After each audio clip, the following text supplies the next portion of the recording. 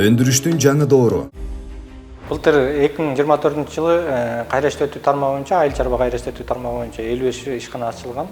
Быйылкы 25-жылдын планына жалпысынан 63 ишкана пландалган. Быйыл мына картошка аябай кымбаттап кетти. Буга чейин 4-5 жыл катары менен картошканын баасы чыкпай.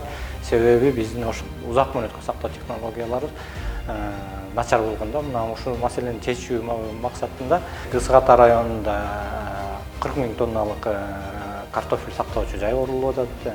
Ошол эле Ош облусунда 1000 тонналык жана жер жемиштерди ягода деп коюп атабыз. Аларды шоктук тоңдуруу боюнча соода-логистикалык борбор, анда Бишкек шаарында да 1,5 тонналык ошондой соода-логистикалык борбор салынып атат. Ошто 500 тонналык, Баткенде 500 тонналык, жалпысынан 7 облустун баарында тең ушул 63 ишкана бөлүнгөн да.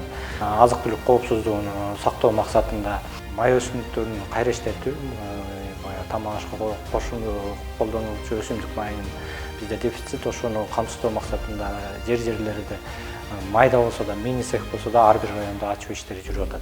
Мындан сырткары терини кайра иштетүү бизде жок эле. Быйыл жери бөлүндү, акчасы да бөлүнүп атат. Азыр инвесторлор менен сүйлөшүп, бир завод жок дегенде бир завод быйыл башталат.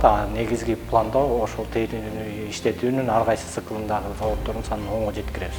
Баары бир жерде болот, Кызыл Ата районунда. Кайра иштетүүнүн максаты бул баягы кошумча нарк деп коет. Фермер чийки зат бойдон сатып ийгенде бул арзан кетип калат да. Анан биздин продукцияны ошо чийки зат боюнча алып алып, кошуна ошол эле Тажикстан, Өзбекстан, Казакстан, Россия баары бизден алып алып, анан ошону кайра иштетип, таңаттап, анан өздөрүнүн бренди менен сатып жүргөн да. Мына ушундан чыгуу эң негизги максат.